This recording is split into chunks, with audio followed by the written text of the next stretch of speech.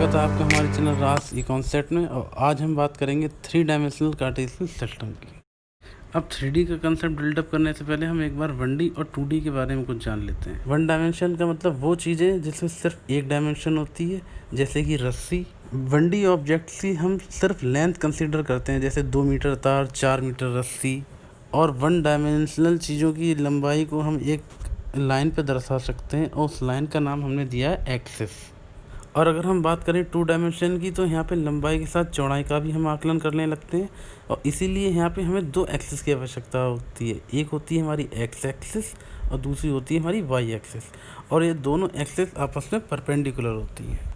उदाहरण के रूप में आप अपनी कॉपी का पेज देख लें, जहाँ पे हमारी मार्जिन होती है उसे हम वाई एक्सिस मानते हैं, और जो हमारी हॉरिजॉन्टल लाइंस हैं उसे हम कंसीडर करते हैं एक्स एक्सिस। और पेपर के जिस एरिया पे हम लिखते हैं शुरू से लेके आखिर तक, वो एरिया हमारा कहलाता है एक्स वाई प्लेन। 3 डायमेंशन में लंबाई चौड़ाई के अलावा हम मोटाई या फिर ऊंचाई का भी आकलन करने लगते हैं। और इसे दर्शाने के लिए हमें एक नए एक्सिस की ज़रूरत पड़ती है, जिसे हम कहते हैं Z axis. Z axis x और वाई दोनों एक्सिस के परपेंडिकुलर होता है। अब 3D के बारे में हम विस्तार से जानेंगे, और उसके लिए आपको चलना पड़ेगा अपने कमरे के कॉर्नर में।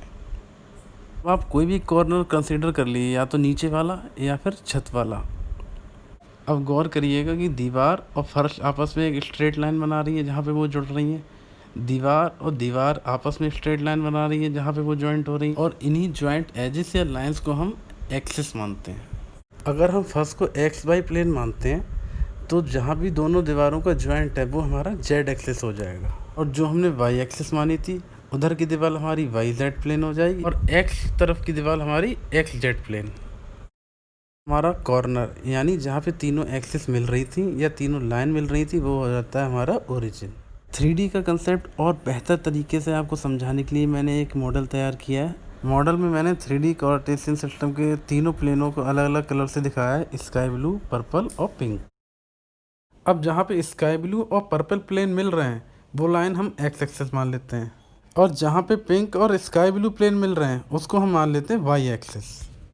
और फिर जेड एक्सिस की लाइन वो हो जाएगी जहाँ पे पिंक और पर्पल प्लेन हमारे मिल रहे हैं।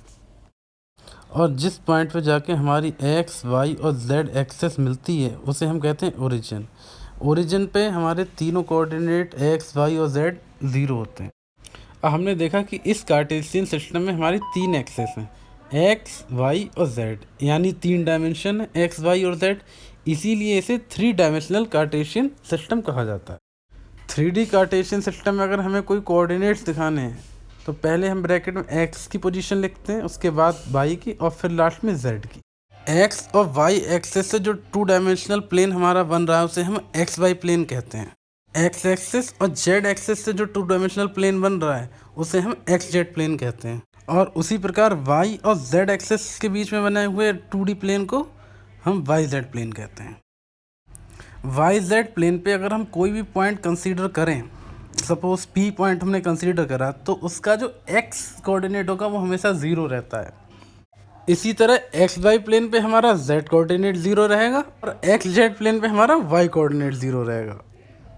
और एक चीज़ हमेशा ध्यान रखें कि 3D कार्टेशियन सिस्टम में तीनों प्लेन एक दूसरे के ऑर्थोगोनल होते हैं, और इन प्लेन से बने तीनों एक्सिस एक दूसरे के परपेंडिकुलर होते हैं। दोस्तों, उम्मीद है कि हमारी वीडियोस आपको पसंद आ रही होंगी।